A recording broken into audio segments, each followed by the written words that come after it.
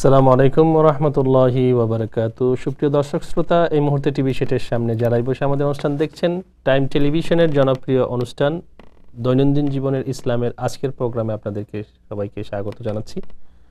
আপনারা জানেন এই অনুষ্ঠানটি টাইম টেলিভিশনের স্টুডিও থেকে সরাসরি সম্প্রচারিত হয় এবং এখানে টেলিফোনের মাধ্যমে আমাদের অতিথিদের সাথে বিভিন্ন অজানা বিষয় জানার সুযোগ থাকে এবং তারই সাথে আপনাদেরকে মোবারকবাদ জানাচ্ছি।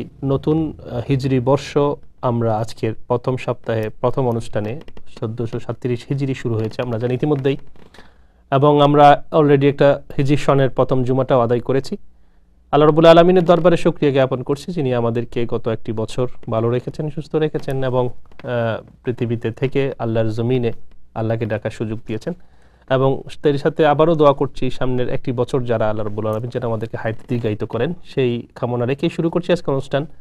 স্বাভাবিকভাবে কথা প্রসঙ্গে জানতেই পেরেছেন আজকে আমাদের হিজরি নতুন বছরের প্রথম মাস মুহররম মাস। মুহররম মাসের সাথে আমাদের মুসলমানদের অনেক ধরনের ঘটনা, পরিপ্রেক্ষিত ঘটনা, ব্যাকগ্রাউন্ডের সাথে আমরা জড়িত হয়ে গিয়েছি এবং আল্লাহ রাসূল সাল্লাল্লাহু আলাইহি ওয়াসাল্লাম মুহররমের কিছু আমল আমাদের সামনে পেশ করেছেন। বিশেষ করে এই মুহররমের 10 তারিখে আশুরাকে কেন্দ্র করে শিয়া সম্প্রদায় যে সমস্ত কর্মকাণ্ডগুলো করছে তারই একটু ধারাবাহিকতায় এবং তারই ফ্লেভার মুসলমানদের মাঝেও এসে গিয়েছে। তো প্রত্যেকটা উপলক্ষ হিসেবে ইবাদতের ক্ষেত্রে যে সমস্ত বাড়াবাড়ি বা ছাড়াছাড়ি আমরা করি সেটা মুহররম মাসেও কিন্তু তারই ধারাবাহিকতা আমরা রক্ষা করে চলি। এই সমস্ত কিছু ব্যাপারে আজকে আমাদেরকে সঠিক নির্দেশনামূলক কিছু শরীয়তের অ্যাকর্ডিং টু শরিয়া ভিত্তিক কিছু আলোচনা এবং কিছু দিক নির্দেশনা দিবেন আমাদের অতিথি, আপনাদেরই প্রিয় মুখ, আল নূর কালচারাল সেন্টার একাডেমির সুযোগ্য পরিচালক জনাব মাওলানা মুফতি ইসমাইল সাহেব। আসসালামু আলাইকুম ওয়া রাহমাতুল্লাহি ওয়া বারাকাতুহু। ওয়া আলাইকুম আসসালাম ওয়া রাহমাতুল্লাহি ওয়া বারাকাতুহু। নতুন হিজরি সনের আজকের প্রথম সপ্তাহের প্রথম অনুষ্ঠানে আপনাকে স্বাগত জানাচ্ছি এবং দীর্ঘ এক বছরের পরিক্রমায় আমরা আবারও মুহররম মাসে পদার্পণ করেছি। আপনার যতটুকু মনে পড়ছে আমরা ঠিক এক বছর আগেই মুহররমকে কেন্দ্র করে আরেকটা অনুষ্ঠান করেছিলাম। সময়ের পরিক্রমা একটা বছর আমরা গত হয়েছি এবং ধারাবাহিকভাবে আলোচনা করে আসছেন, টাইম টেলিভিশনকে সময় দিচ্ছেন, সেজন্য আবারও আপনাকে অভিনন্দন জানাচ্ছি।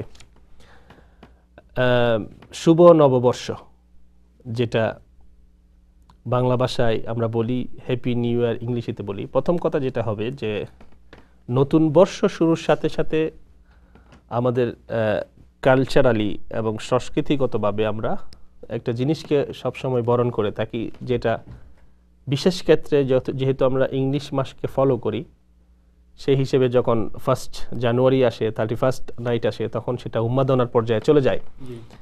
এবং আমাদের আরেকটা পরিচয়, আমরা বাঙালি, সেজন্য বৈশাখ মাস যখন আসে, নতুন বাংলা সন যখন আসে, আমরা একটা প্রোগ্রামে আপনার সাথে হয়তো আলোচনাও করেছি, তখন আবার শুভ নববর্ষ বাঙালি তো সাজার একটা রব পড়ে যায়।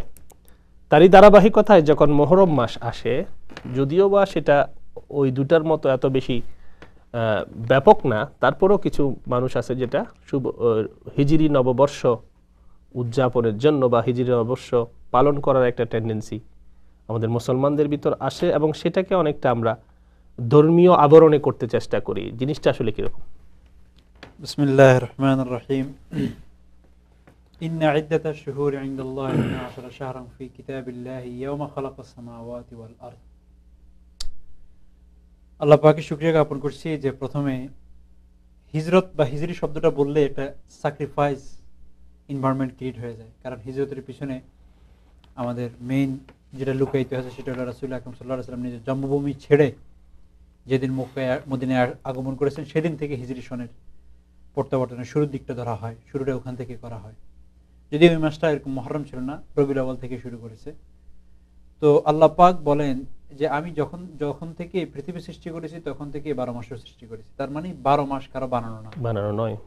আর 12 মাসের সাথে সম্পর্ক আমরা জানি চাঁদেরও 12টাই, চাঁদের সাথে সম্পর্ক, সুতরাং নতুন করে কারো কোনো আবিষ্কার হওয়ার কথাই না। এখানে আজকের আলোচনায় আমি মনে করি বিক্ষিপ্ত আলোচনার মধ্যে যেটা আপনি প্রথমে ধরেছেন, আগে নেগেটিভ সাইড থেকে আসছেন, একটা তো হলো যে মুহররমের সিগনিফিকেন্স, এর গুরুত্বটা কি, ভার্চু যেটাকে আমরা ফজিলত বলি। সেকেন্ড হলো মুহররমকে কেন্দ্র করে একটা দিন আছে মুহররম মাসের মধ্যে, সেটা হলো আশুরা। একে কেন্দ্র করে আমাদের কি কোনো আমল আছে কিনা। দ্বিতীয় হলো অথবা এর হিস্টোরিক্যাল ব্যাকগ্রাউন্ডে কেন্দ্র করে কতগুলো মিসকনসেপশন নিয়ে আমরা আছি।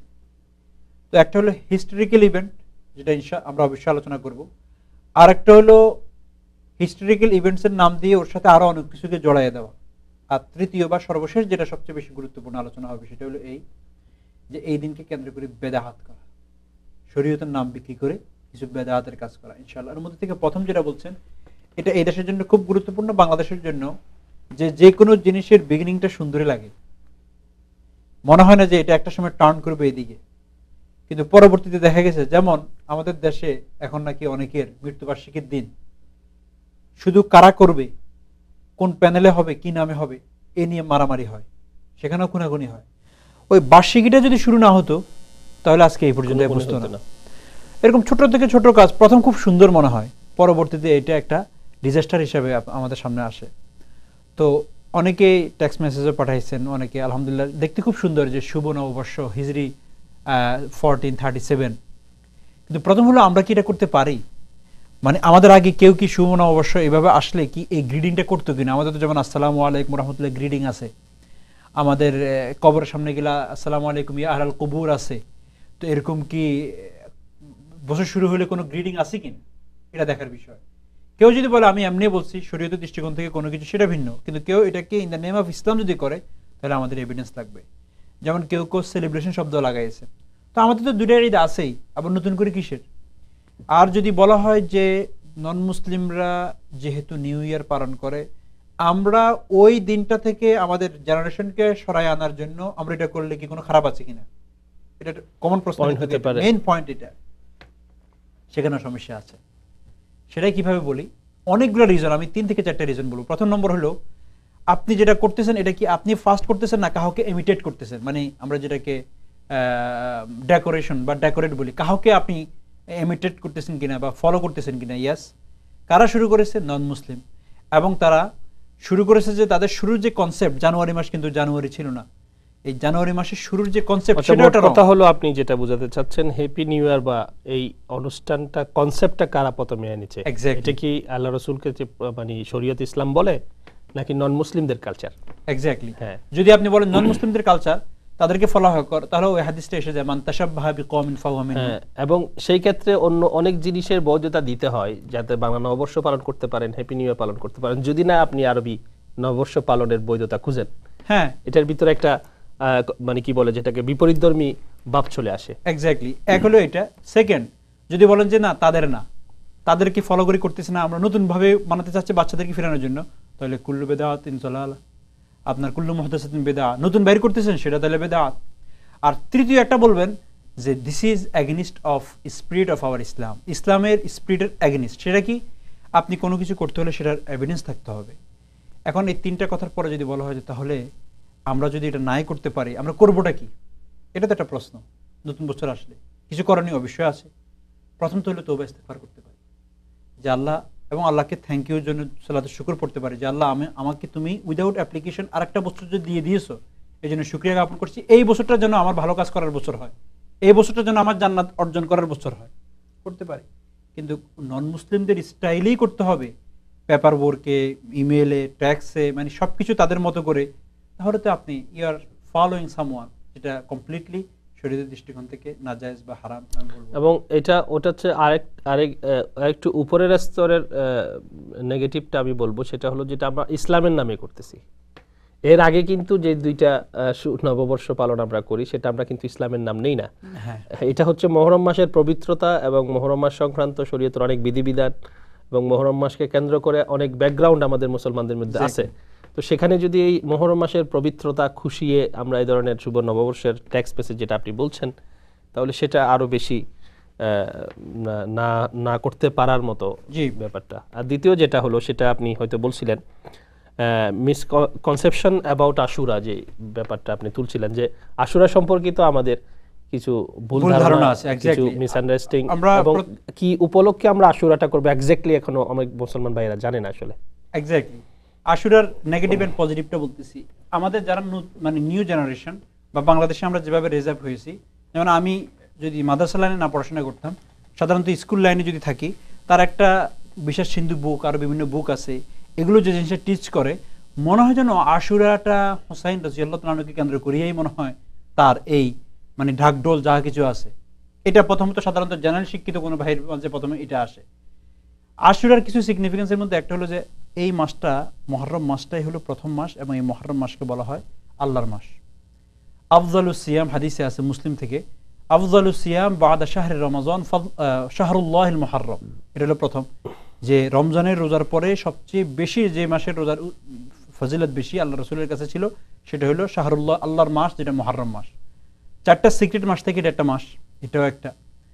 আর দ্বিতীয় হলো যখন রাসূল আকরাম সাল্লাল্লাহু আলাইহি ওয়াসাল্লাম মদিনায় আসছেন এর আগ পর্যন্ত আল্লাহ রাসূল এই দিন রোজা রাখতেন এবং সেটা ফরজ ছিল 10th অফ মুহররম। আচ্ছা, আরো একটা ইন্টারেস্টিং হলো এই দিনটা শুধুমাত্র আল্লাহ রাসূল যে রোজা রাখতেন তা না, ইয়াউম আশুরা কানাত তাসুমুহুল আম্বিয়া, সমস্ত নবীরাও নাকি এই দিন রোজা রাখতেন। তখন আল্লাহ রাসূল বলেন তোমরা সেদিন রোজা রাখার চেষ্টা করো।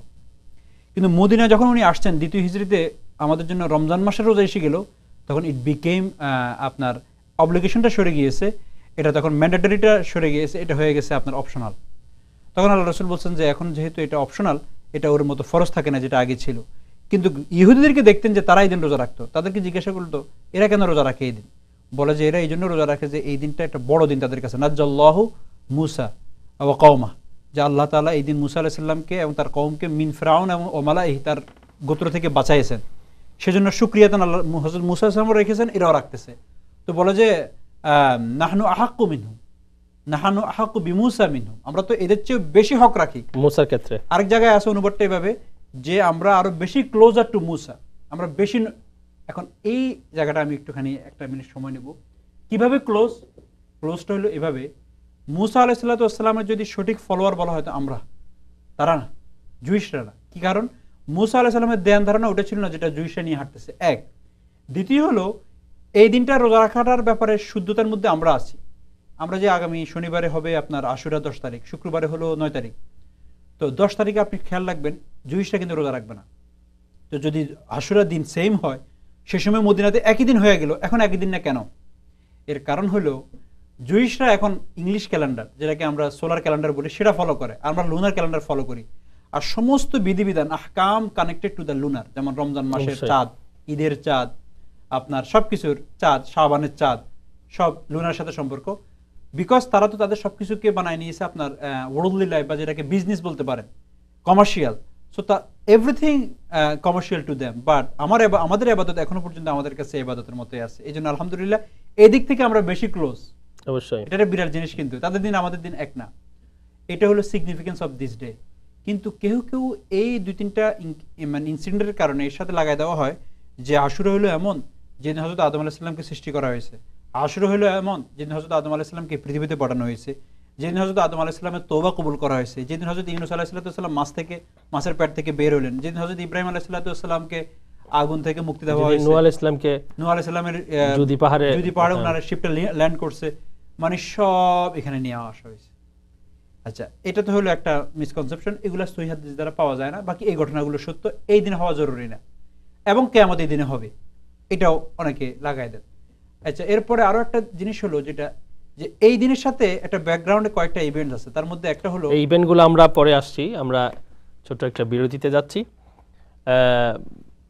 সুপ্রিয় দর্শক, আমরা আশুরা সম্পর্কিত যে সমস্ত ব্যাপারগুলো, মিসকনসেপশন এবং আশুরার গুরুত্ব, আশুরার ফজিলত সম্পর্কে আমাদের অতিথির কাছ থেকে শুনছিলাম।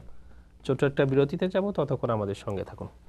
আল্লাহু আকবার, আল্লাহু আকবার, লা ইলাহা ইল্লাহু আল মালিকুল, আল্লাহু আকবার, আল্লাহু আকবার, লা ইলাহা ইল্লাহু আল মালিক। ধন্যবাদ আমাদের সাথে থাকার জন্য। আলোচনা হচ্ছিল আশুরা কেন্দ্রিক যে সমস্ত ইবাদতের কথা রয়েছে এবং যে সমস্ত আশুরাকে কেন্দ্র করে যা শরীয়তে নেই, এই সমস্ত ব্যাপারগুলো আমরা ফলো করার একটা টেন্ডেন্সি আমাদের ভিতর রয়েছে। এই সমস্ত ব্যাপারগুলো, মিসকনসেপশন সম্পর্কে আলোচনা করছিলেন আমাদের অতিথি। আপনি বিরতির আগে বলেছিলেন আর কয়েকটা ইভেন্টের কথা বলেছিলেন, যেটা আমরা আরো বিস্তারিত আপনার কাছ থেকে শুনতে চাইবো। সেটা হলো যে মুহররম কেন্দ্রিক যেই হিস্টোরিক্যাল অনেক ব্যাকগ্রাউন্ড আপনি এনেছেন, এবং সেটা আপনি বলতে চাচ্ছেন যে সবকিছু অথেন্টিকলি না, যেগুলো পরবর্তীতে অ্যাড করা হয়েছে, যে এই সহিহ হাদিসের মাধ্যমে এত বেশি ইভেন্ট আমরা ব্যাকগ্রাউন্ড পাই না। তো স্পেসিফিকলি যে ব্যাপারগুলোর জন্য আশুরা আসলে সরাসরি জড়িত, অথেন্টিকলি যদি বলতেন। মেইনলি তো প্রথম হলো হযরত মুসা আলাইহিস সালামের ঘটনাটা এটার সাথে জড়িত, এর শুরুটা। আর দ্বিতীয় হলো আশুরা, যেহেতু আল্লাহর মাস, মুহররম মাসটা, এই মাসে শুধুমাত্র আশুরার রোজা ছাড়াও এই মাসের মেইন ইবাদত হলো বেশি বেশি রোজা রাখা।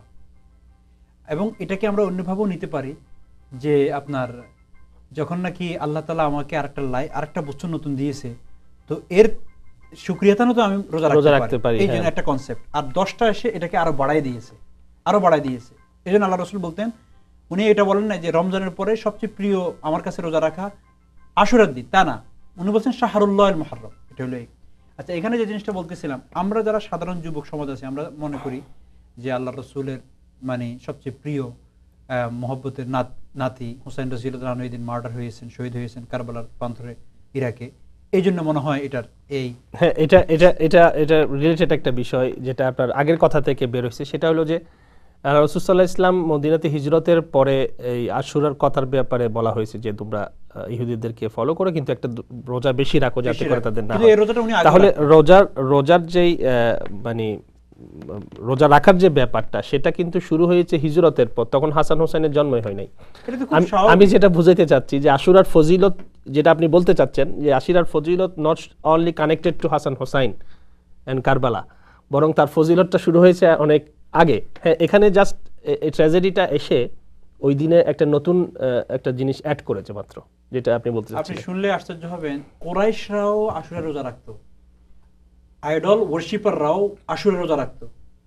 তারা ভিন্ন কারণে বলতে তাদের সাথে তো কোনো না কোনো প্রফিটের লাইফ মিল আছে। যেহেতু হযরত ইব্রাহিম আলাইহিস সালাম, ইসমাঈল আলাইহিস সালাম সবাই তো মক্কায় আসছেন, তো ওইখান থেকে ট্র্যাডিশন হিসেবে আশুরা রোজা আছে। যদিও 313 খোদা মানতেছে, রোজা ঠিক রাখছে।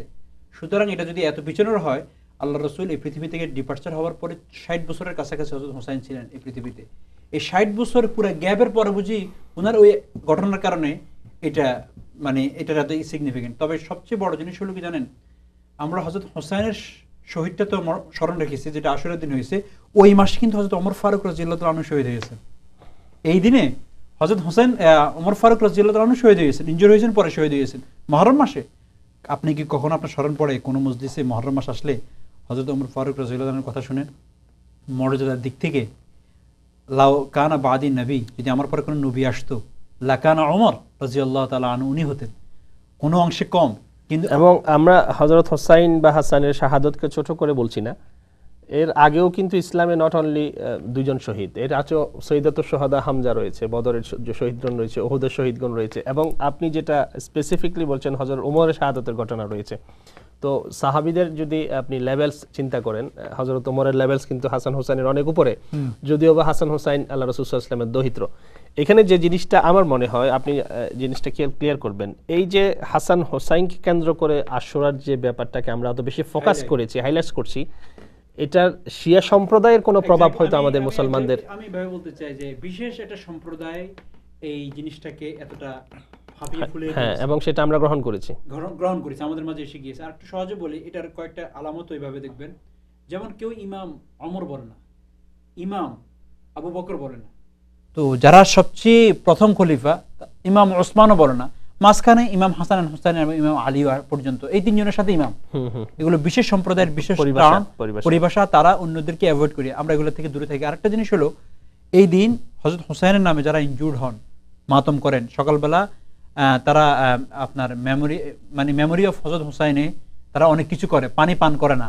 তাদের প্রতি আমার প্রশ্ন থাকবে, আপনার যদি সবার মহব্বতটা যদি হুসাইনের যদি এত থাকে, এর থেকে যদি একটু কম প্রফিটের জন্য থাকে, তাহলে আপনি কামেল মুমিন না।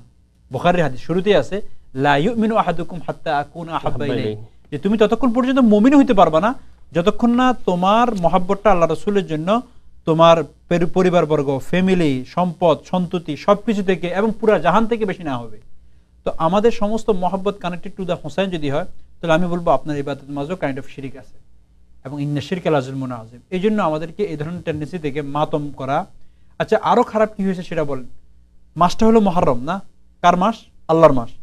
হোসাইনের এই ঘটনা দিয়ে কালিমা করে এটাকে বলা যায় সবচেয়ে আনলাকিফুল মান্থ হলো মুহররম মাস। মুহররম মাস। এই মাসে হাসা যাবে না, এই মাসে সাজা যাবে না, এটা কান্নার মাস। এই মাসে শুধু মাতমের মাস। আরেকটা আছে কি জানেন, কোনো বিবাহ হবে না, বিবাহ হবে না, কারণ বিবাহ একটা ভালো শুভ কাম, শুভ কাজ এই অশুভ মাসে করা যাবে না।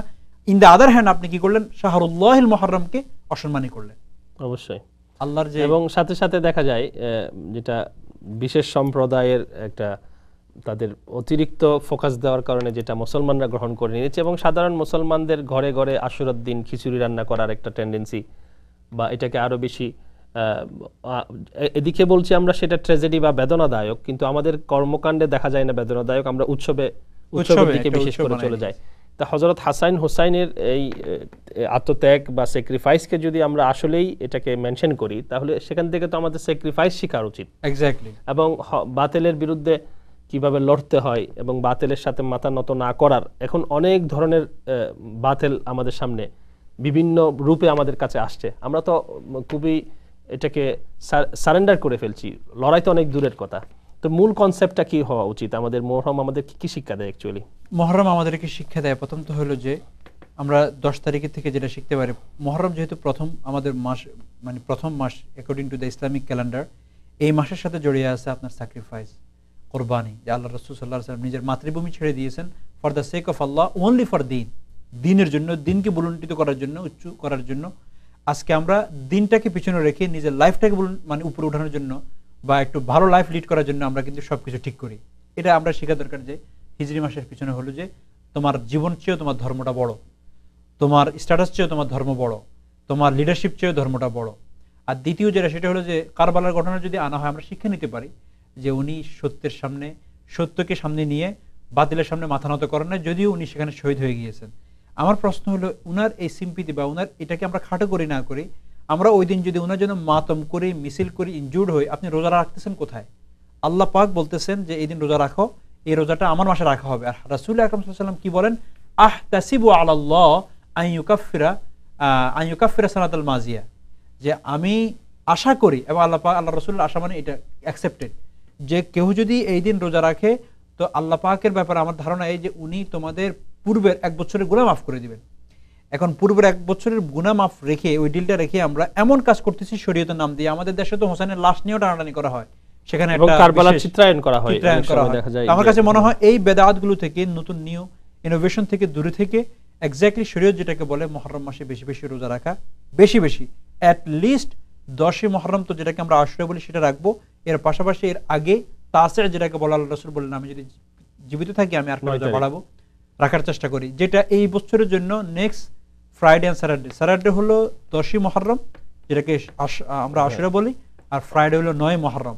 কেউ যদি কোনো কারণে ফ্রাইডেটা ছুটে যায়, আপনি 11 নম্বরটা রেখে দিতে পারেন, 10 এবং 11 রাখতে পারেন, কোনো অসুবিধা নেই। অনেক ধন্যবাদ আপনাকে মুহররম সংক্রান্ত প্রয়োজনীয় মাসলা মাসাইল এবং মিসকনসেপশনকে থেকে মানুষ যে কীভাবে বের হতে পারে এবং আসলে অথেন্টিকলি কি বিষয়ের উপরে মুহররম বুনিয়াদ কি সেটা সম্পর্কে আলোচনা করার জন্য অনেক ধন্যবাদ।